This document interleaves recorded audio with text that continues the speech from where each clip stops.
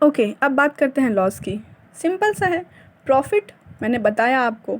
Loss में मतलब कि मैं लॉस में जाऊंगी अगर मैंने 10 लाख रुपए लगाए हैं और सिर्फ मुझे 7 लाख रुपए ही मतलब कि मेरा बिजनेस चला है, 2 लाख रुपए अगर वो रह रहा है तो वो मेरा लॉस में जाएगा। अगर मैंने मतलब कि इतना समझो कि अगर मैंने बिजनेस में कुछ भी लगाया अगर मुझे उससे ज़्यादा अर्न होता है तो दैट इज़ माई प्रॉफिट, और अगर उससे कम अर्न होता है तो that is my loss. Okay, now the second point is purchase and purchase return. यहाँ पे दो आ रहा है, एक परचेज आ रहा है और एक परचेज रिटर्न आ रहा है।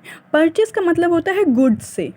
हम अपने बिजनेस में अगर कुछ भी सामान परचेज कर रहे हैं, ले रहे हैं, खरीद रहे हैं, ठीक है, तो कुछ भी चीज़ है, जैसे कि मान लो कि मैंने कोई कपड़ा ख़रीदा, ठीक है, कोई कपड़ा मतलब मैं कपड़े की मैं बिज़नेस कर रही हूँ, मैंने कपड़ा ख़रीदा, तो मैंने जो कपड़ा ख़रीदा वो मेरा क्या आएगा, वो मेरा परचेज आएगा, ठीक है।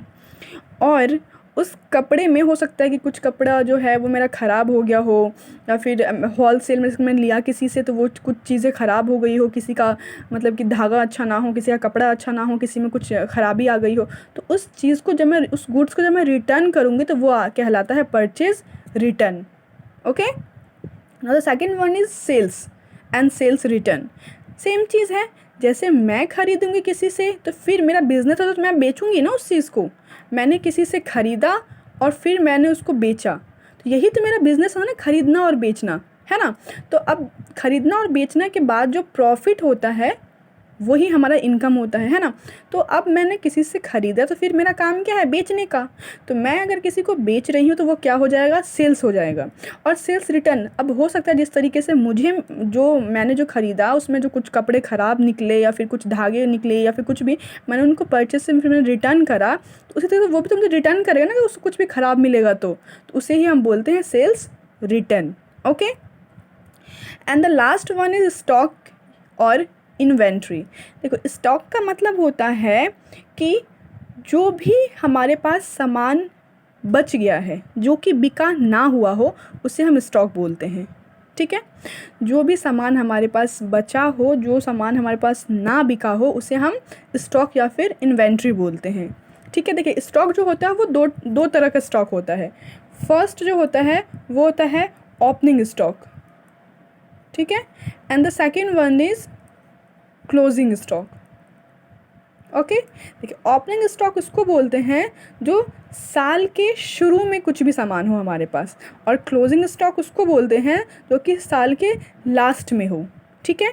अगर मेरे पास सामान साल के स्टार्टिंग में बचा हुआ होगा तो वो ओपनिंग स्टॉक के अंदर आएगा, और साल के लास्ट में बचा होगा तो वो क्लोजिंग स्टॉक के अंदर आएगा, ठीक है। तो स्टॉक दो तरह के होते हैं, opening stock and closing stock.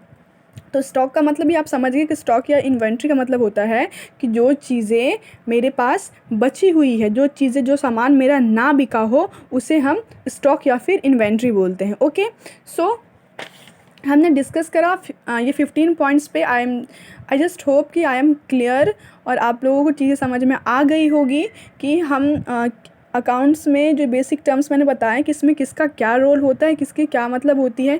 आपके बुक्स में इसका डिफिनेशन दिया होगा, आप इसे ध्यान से पढ़ना। मैंने आपको शॉर्ट फॉर्म में बताया है क्योंकि बुक्स में बहुत ही लेंदी प्रोसेस होता है। उससे क्या होता है कि हमारी वीडियोस भी लंबी जाती है, हमारी क्लासेस भी लंबी चलती, लेकिन मैंने क्या कि उसको शॉर्ट फॉर्म में समझाया है। Okay, and I am just hope so कि you all are able to understand. आप लोगों को कोई परेशानी नहीं होगी। आगे की चीज़ें में हम इसको और क्लियर करके जानेंगे। तो आपने जान लिया बिजनेस ट्रांजैक्शन के बारे में, इवेंट के बारे में, अकाउंट के बारे में, capital, drawings, liability, asset, expenses, revenue, income, profit, loss, purchase return, sales return, and the last one is stock inventory. Okay, तो हमने इन चीज़ों के बारे में जाना कि क्या क्या होता है, कैश अकाउंट कैसे बनाते हैं, डेबिट साइड कहाँ होता है, क्रेडिट साइड कहाँ होता है, LHS किसे बोलते हैं, RHS किसे बोलते हैं। हमारी जो भी इनकम होती है उसको हम डेबिट साइड में लिखते हैं, जो भी लॉस होता है उसको हम क्रेडिट साइड में लिखते हैं, ठीक है। तो हमने इसके बारे में जाना। So I just hope you all understand. Thank you so much.